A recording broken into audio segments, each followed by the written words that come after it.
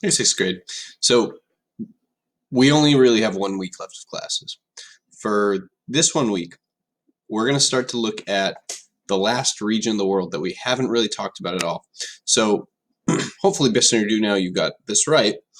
We had spent the year talking about empires in Asia, right? When we talked about like the Mongols, when we talked about some of the Chinese dynasties, we had talked about empires in Africa, the various like trading empires that came about there. And then we also just were talking about empires in Central and South America with the Aztec and the Inca.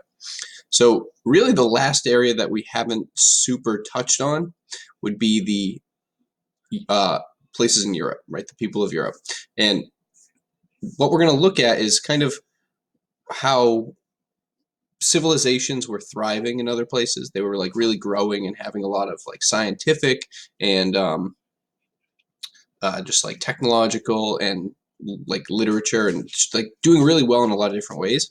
That really wasn't really the case at this time for Europe. Europe was kind of considered like the backwater, the like lesser place.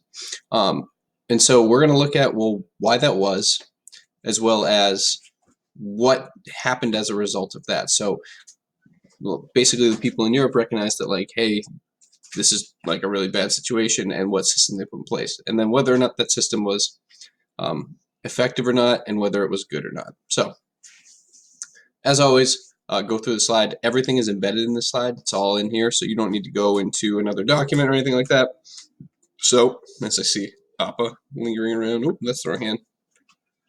You just walk past. So, as always, reach out in classroom if you have any questions, and good luck. You got this.